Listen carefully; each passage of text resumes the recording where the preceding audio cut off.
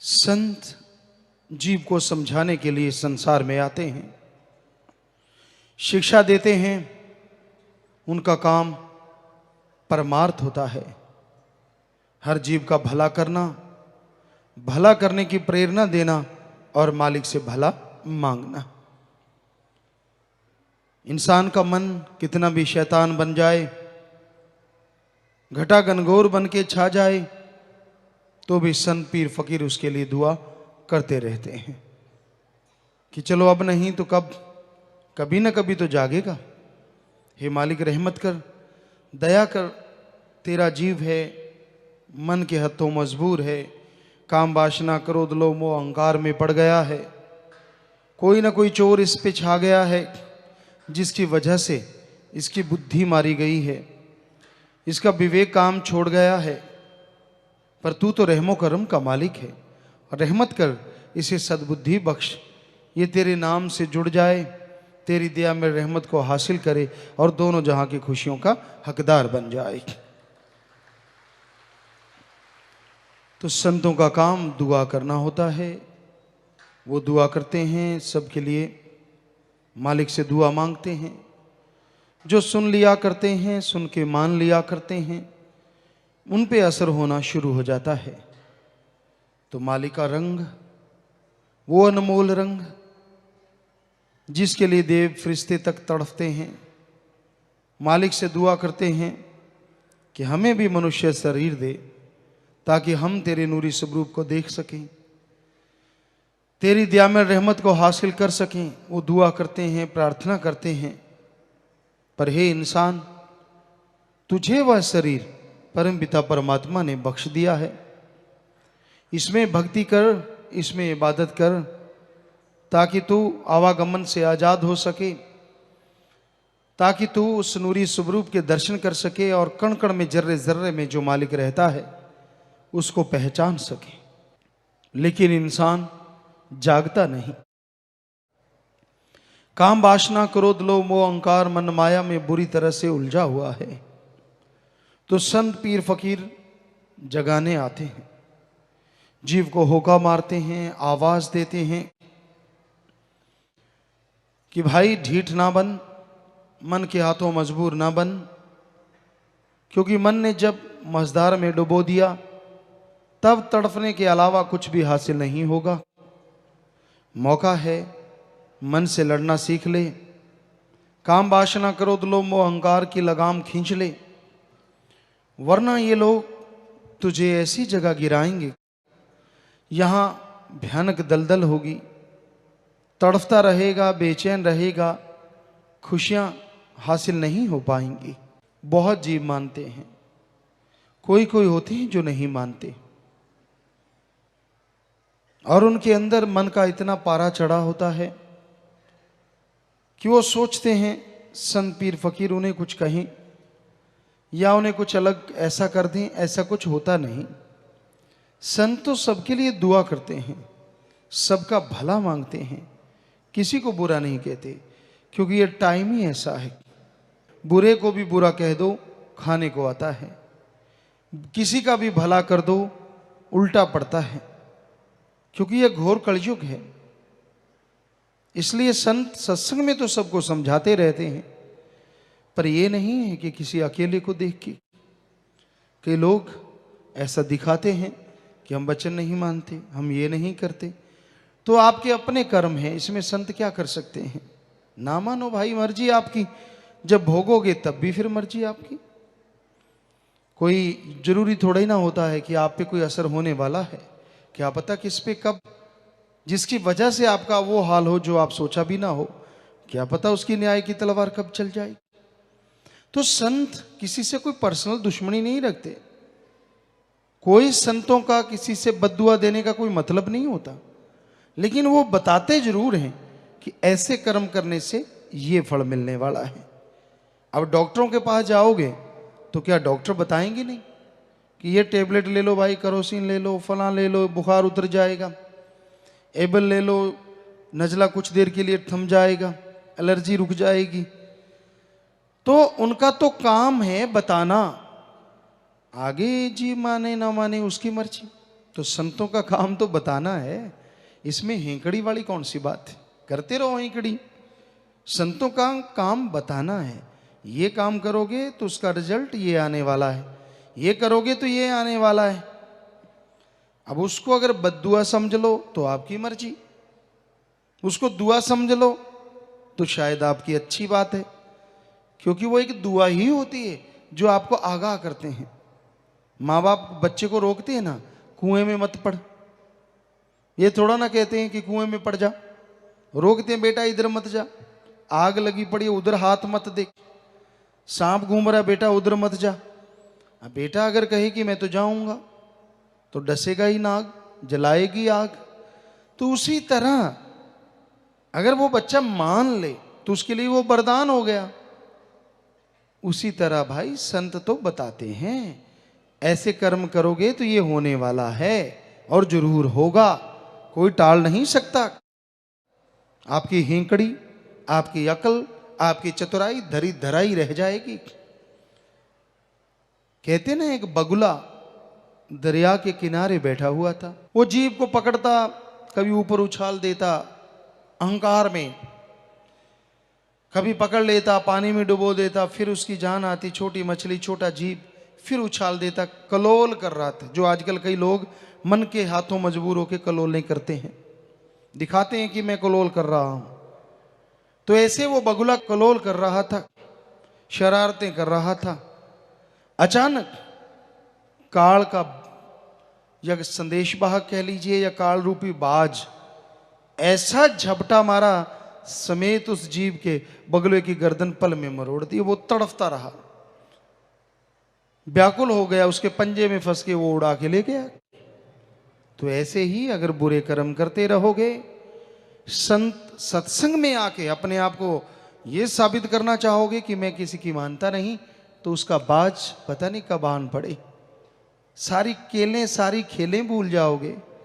अरे आप कहते हो मैं ये मैं वो, होश नहीं रहेगी, क्योंकि ये घोर कलयुग है। तो मालिक के समझाने का तरीका भी फिर उसका अपना है। इसलिए हम तो आपको हाथ जोड़ के विनती कर सकते हैं, क्योंकि आप अपनी मर्जी के मालिक हैं, आप किसी के गुलाम थोड़े ही ना हैं। हाथ जोड़ के विनती कर सकते हैं, बाज आ जाओ, छोड़ दो बुरे कर्म, छोड़ दो मनमते, क्योंकि उसका बाज बड़ा भयानक है। मर्जी आपकी है, बताना हमारा फर्ज है। क्योंकि जो कहा करते थे देख लेंगे देखेंगे फलां होगा, उनका हाल बड़ा बुरा हुआ। तौबा की तो मालिक रहमत करते हैं, इसलिए तौबा करनी ही ना पड़े, क्योंकि सब कुछ गवा के तौबा करी तो क्या करी। तो पहले ही तौबा करो, छोड़ दो बुराइयों को, छोड़ दो बुरे कर्मों को, क्योंकि बुरे कर्मों का फल बुरा जरूर होगा। टाइम लग जाता है, समय लग जाता है, लेकिन भोगना पड़ता है। इसलिए अच्छे नेक कर्म करो, भले कर्म करो, परमार्थ करो, सुमरन करो, मालिक से मालिक को मांगो, और परमार्थ करने वालों का साथ करो, संग करो। जो सेवा करता है, जो उसका साथ देते हैं, वही सच्चे रिश्तेदार होते हैं, वही सच्चे दोस्त मित्र होते हैं। अगर आप परमार्थ करते हो, सेवा करते हो, भले कर्म करते हो, आपको कोई आके रोकता है, आपको कोई टोकता है, वो आपका मित्र नहीं, असली दुश्मन है, जो मित्र बन के आपको धोखा दे रहा है। एक बार एक फकीर था, वो किसी शहर में गया तो पूछने लगा, भाई यहां सबसे ज्यादा धर्मात्मा राम नाम में सबसे आगे वाला कौन है? कौन है जो सबसे मालिक से प्यार करने वाला है? कोई ऐसा संत, कोई ऐसा मालिक का नाम लेने वाला भक्त, कोई तो नाम बताओ। तो उन्होंने किसी शाहूकार का नाम बताया कि फलां शाहूकार है, कारोबार भी अच्छा है, बाल बच्चे भी हैं। तो कहने लगे कितने बच्चे हैं? कहता चार बेटे हैं। कहता फिर भी भक्त है? कहते हाँ जी, घर गृहस्थ में रहता भी भक्त है। कहने लगे ठीक है। वो शाहूकार कि पास गया पूछते पछाते, शाहूकार अपनी दुकान में बैठा था। तो उस महात्मा ने जाके पूछा, जो कि फकीर था, इतना पहुंचा हुआ नहीं था, कि आप फला महात्मा हैं? कहने लगा, जी अहो भाग्य है, महात्मा तो आप हैं, मैं तो एक छोटा सा एक दुकानदार हूं, आप मेरी दुकान पे पधारे हैं, मेरे अहो भाग्य। कहने लगा, महात्मा को थोड़ा अहंकार आ गया, ये तो मेरे को इतना बोल रहा है। कहने लगा, आपके बेटे कितने हैं? कहने लगा, 2 बेटे हैं। महात्मा को गुस्सा आ गया, बड़ा गुस्सा आया कि मैं पूछ के आया हूं, इसके तो 4 बच्चे हैं और ये कह रहा है 2 बच्चे हैं। गुस्सा आ गया, कहता तू झूठा है, पाखंडी है, कोई राम नाम लेने वाला नहीं, ये वो जो मुंह में आया बकता गया। क्योंकि आदमी जब अहंकार और मन के घोड़े पे सवार होता है ना, बड़ा अनाप शनाप बोलता है। जब क्रोध आ जाता है, अगला पिछला कुछ भी देखता नहीं, फिर जो मुंह में आ गया दाड़ दाड़ दाड़ दाड़। तो वो शाहूकार चुप बैठा रहा, वो फकीर बोलता रहा। कुछ बोलने के बाद जाने लगा, मैं जा रहा हूं, मुझे कोई मतलब नहीं। कहने लगा, बात तो बता, तुझे क्या हो गया? कहने लगा, आपके बेटे तो 4 हैं, मैं पूछ के आया हूं, और आप कह रहे हैं कि 2 हैं, आप झूठ बोल रहे हैं। तो वो शाहूकार मुस्कुराया, कहता फकीर बैठ। बैठ गया। कहता बेटे तो मेरे 4 हैं, लेकिन 2 को तो मैं मरा हुआ मानता हूं। कहने लगा, क्यों? कहता जब भी राम नाम की बात आती है, अल्लाह मालिक की बात आती है, परमार्थ की बात आती है, वो गाली गलौज करते हैं। 2 बेटे मेरे ऐसे हैं जो मेरा साथ ही नहीं देते, बल्कि राम नाम में मेरे साथ जाके सत्संग सुनते हैं, संतों के वचनों पे अमल करते हैं। उनकी वजह से मैं सुखी हूं और सतगुरु को मानने वाला हूं। जब ये बात सुनी तो फकीर नीचा हो गया कि वाकई ये तो वाकई बहुत अच्छे भक्त हैं, महात्मा हैं। मैं तो ऐसे अहंकार कर रहा था, हकीकत तो यही है। तो यार दोस्त भक्तों, साथ संगत जी वही है, रिश्ता नाता वही है जो राम नाम में आपका साथ दे। क्योंकि राम नाम में कोई बुराई नहीं है। जो भी कोई राम नाम में चलता है, अच्छाई नेकी में चलता है, उसका नाम अमर हुआ है, हो रहा है और हमेशा होता रहेगा। लोग उसके नाम की जय जयकार करते हैं, लोगों के दिलो दिमाग में उनका नाम बसा हुआ है, और वो खुद अपनी आत्मा का रक्षक होता है, आवागमन से आज़ाद होता है और कुलों का उद्धार कर देता है।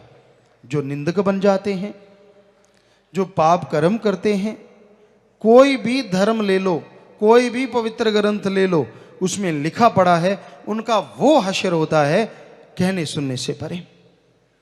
हम किसी का नाम नहीं लेंगे।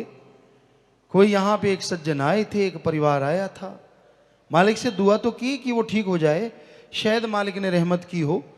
तो उसके परिवारों ने आज से 300-400 साल पहले, 500 साल पहले किसी पूर्ण गुरु की निंदा की थी, और उनका हश्र ये हुआ कि उनके लोग आप अब तक देखो 400-500 साल हो चुके। अब तो हो सकता है बेपरवाह जी ने रहमत कर दी हो, कुछ कह नहीं सकते। जितने भी उनके परिवार के लोग होते हैं, चाहे लड़के लड़कियां, कोई भी पागल होते हैं, फिर उनका हाल बीमार होते हैं, मसल डेड होते हैं, और फिर उनकी मौत होती है। आप क्या समझते हैं? आप हेंकड़ी जमाते हैं, ये कर ले मेरा क्या कर लेगा? वो राम है, तेरे जैसे अरबों को बनाने वाला है। अगर तू उसके किसी भक्त की, फकीर की निंदा करता है, फकीर कुछ नहीं करेंगे, उन्होंने तो दुआ करनी है। पर अगर जिसके अहंकार के बूते पे तू उछल कूद रहा है, तो फकीरों का भी कोई खसम है, भक्तों का भी कोई खसम है। वो तो देख रहा है ना कि मेरे बच्चे को, मेरी औलाद को ये बिना वजह इतना कुछ कर रहा है। फिर कुलों का ऐसा बुरा हश्र होता है। और आज के युग में तो हाथों हाथ जीव को पता चलता है कि भाई तूने ऐसा किया और ऐसा हो रहा है। बहुत लोग ऐसे बाद में मुआफ़ी मांगते हैं, बुरा कर्म करके, गुनाह करके पश्चाताप करते हैं, फिर भी बेहतर है कि वो जाग जाते हैं और तौबा कर देते हैं कि मैंने बुराई छोड़ दी, तो उनका मालिक उद्धार जरूर कर देते हैं। वो बख्शनहार भी है। जीव सच्चे दिल से कबूल कर ले, तौबा कर ले, तो उसके सारे पाप कर्म काट भी देता है। पर जो कोड़ किरले की तरह गर्दन अकड़ के रखते हैं ना, मेरा क्या कर लेंगे, मेरा ये, मेरा वो, तो भाई फिर पता नहीं होता ट्रैक्टर के पीछे डिस्क है कितने टुकड़े हो जाएं। हम ये नहीं कहते कि हम कोई बद्दुआ दे रहे हैं, हम तो कर्मों का नतीजा, रिजल्ट बता रहे हैं। जैसे कर्म करोगे फल भोगना ही है। ये ना इंतजार करो देखेंगे क्या होगा। क्यों इंतजार कर रहे हो कि ऐसा कुछ हो गया तो फिर आप थोड़े ही ना देखोगे, आपके आसपास वाले देखेंगे। तो बुरा कर्म ना करो। निंदा तो अपने माँ बाप की, भाई बहन की, किसी की भी ना करो, क्योंकि निंदा भली किसी की नाही, मनमुख मुग्ध करन, मुंह काले तिन निंदका, नरके घोर पवन। गुरु सहवानों के ये वचन है। हिंदू धर्म में पवित्र रामायण में भी लिखा है कि जो निंदा करता है वो 100 गौ घात करने के से भी बढ़ के महापापी है। तो ये ऐसा पाप है जो 1 सेकंड में कर देता है और सारी उम्र आदमी भोगता रहता है। इसलिए भाई कभी किसी को बुरा ना कहो। बुरा कहना है तो अपने मन को कहो जो आपको टिकने नहीं देता। बुरा कहना है तो अपनी बुराइयों को कहो। मालिक से मौत मांगना, मालिक से कोई बुरी चीज मांगना, ये भी आपका मन अहंकारी है। मालिक से जिंदगी मांगो, बेहतर जिंदगी मांग लो। मालिक मुझे ऐसी जिंदगी बख्श दे जिसमें बहार हो, मुझे ऐसी ताकत बख्श दे मन मेरे पांव के नीचे कुचला जाए। ये भी तो मांग सकते हो। ये क्यों मांगते हो कि मौत चाहिए? ये क्यों मांगते हो कि बुरा चीज चाहिए? क्यों, किस लिए? मालिक से मांगना अच्छा मांगो, तड़फ के मांगो। यकीन मानो आपकी मांग वो जरूर सुनेगा और समय के अनुसार पूरी भी कर देगा। इसलिए कभी नेगेटिव नहीं होना चाहिए, पॉजिटिव। हमेशा मन से लड़ने की प्रेरणा लो, हमेशा आत्मबल के साथ जी के देखो, जरूर नजारे मिलेंगे। अब क्या पता था 2-4 दिन पहले कितनी गर्मी पड़ती थी, अब देखिए बहार बनी हुई है। अब अगर यही मांगते रहते मालिक ऐसी गर्मी से तो उठा ले, मालिक उनको उठा ले, तब बाद में बहार बनी हुई। तो क्यों ना बहार ही मांगी जाए कि मालिक बहार ही दे दे। उठाने को कौन सा तीर मार देगा, वहीं भी तो उल्टा लटका देना है और इतना बुरा हाल होना है कि कहने सुनने से परे। यहां तो कुछ भी नहीं, थोड़ा सा मन हावी होता है और तू चूंचरा करता है। वहां तो तेरी कोई चलेगी नहीं, यहां तो हेंकड़ी मारता है। वहां किसको दिखाएगा? तू सोचेगा मैं किसी को दिखाऊं, कोई देखने वाला नहीं होगा। इतना तड़फेगा, इतना व्याकुल होगा, अरबों खरबों गुना तसीहे होंगे जो कहने सुनने से परे। अच्छा है ऐसा सोचना। कभी आत्महत्या की सोचो ना, आत्मघाती महापापी, उसको कभी कोई खुशी नहीं मिलती। इसलिए मालिक से दुआ मांगो कि मालिक ऐसा कर्म मेरे रास्ते में ना आए तो मुझे रहमत कर, मैं उस पर अमल ना करूं, मेरा वो कर्म कट जाए। सुमरन करो, भक्ति करो, इबादत करो ताकि उन कर्मों से बच सको। तो भाई संतों का काम तो समझाना है, वो तो जीवों को समझाते रहते हैं। सुन के जो अमल कमाते हैं खुशियां हासिल वही कर पाते हैं। मालिक के राह पे चलना, मालिक की भक्ति इबादत करते जो कुर्बान हो जाते हैं, उनका तो कहना ही क्या। इस रास्ते पे चलना कोई आसान काम नहीं है। भाग्यशाली जीव होते हैं जिन रास्तों पे चल के मालिक से ओढ़ निभाते हैं। तो भाई अपने अहंकार को लगाम दो, कहीं ऐसा ना हो कि आप वैसे ही रहो और आपके वो प्यारे जिनसे आप बेइंतहा मोहब्बत करते हैं आपका साथ छोड़ दें, या कुछ ऐसा हो जिससे आपको वो तकलीफ हो, कोई ऐसा कर्म आप पे पड़े कि आप लाचार हो जाओ, अपंग हो जाओ और वो हश्र हो जो कभी आपने कल्पना भी ना की हो। तो ऐसा कर्म मालिक लाए ना किसी पे, यही मालिक से दुआ है। लेकिन आप पाप कर्म ना करो, बुरे कर्म ना करो। सत्संग में अगर कोई चल के आता है तो दीनता धारण करो। यहाँ बहुत लोग आते हैं अहंकार में डूबे हुए, तरह तरह के ख्याल, जिनको नहीं पता उनका तो ये होता है, पर जिसको पता है, हाथ में दीपक कुएं पड़े, पता है कि ऐसा नहीं करना चाहिए, जानबूझ के करेगा तो भरेगा। भाई फिर रोका कैसे जा सकता है? रोकने का तो एक ही तरीका है, तौबा कर ले कि मालिक मैं आइंदा ऐसा कर्म नहीं करूंगा, बुरे कर्म नहीं करूंगा। सच्चे दिल से तौबा कर लेगा तो बच सकता है, वरना हशर ऐसा होता है कहने सुनने से परे। सो आपसे प्रार्थना है बुरे कर्म छोड़ दो, बुरी सोच छोड़ दो, ना करो ऐसा। क्या मिलता है ऐसा करने से? मांगना है तो मालिक से मालिक को मांगो, मांगना है तो परम शांति मांगो, मांगना है तो परम मुक्ति मांगो। जीते जी आवागम गम दुख दर्द चिंता रोगों से मुक्ति और मरने के बाद आवागमन से मुक्ति। और मांगना है तो मालिक का नूरी स्वरूप मांगो, जो आपको हर तरह की लज्जत अरबों खरबों गुना बढ़ के देगा और परमानेंटली देगा, टेम्परेरी नहीं देगा। तो ऐसी चीज मांगो भाई। हमारा तो हाथ जोड़ के आपसे प्रार्थना है, आगे आपकी मर्जी है, कुछ भी आपकी इच्छा के स्वामी हैं, हमने क्या लेना है दखलंदाजी दे के आपकी किसी चीज में, छोड़ दी है। सत्संग में बोलेंगे जो बोलना है, समय समय का खेल होता है। कोई समय ऐसा भी होता है संत पीर फकीर हर तरीके से अपने सेवक को समझाते हैं, जीव को समझाते हैं, और कोई टाइम ऐसा कलयुग आता है, घोर भयानक समय, जब जीव को अहंकार घेर लेता है, तो फकीर फिर बात तो समझाते हैं, लेकिन वो शरेआम सबको समझाते रहते हैं। जिसके पल्ले पड़ जाए, जो सुन के मान ले, बेड़ा पार, ना माने भाई कर्मों का बोझ अपने आप उठाता रहता है। तो आप माना करो, यही है विनती है। राम का नाम जपा करो, राम नाम जपने से बीमारियां कट जाएंगी, आपके रोग दूर हो जाएंगे, आप नशों से मुक्त हो जाएंगे, आप टेंशन से आज़ाद हो जाएंगे, आपके जीवन में बहार छा जाएगी और खुशियों से आप माला माल हो जाएंगे।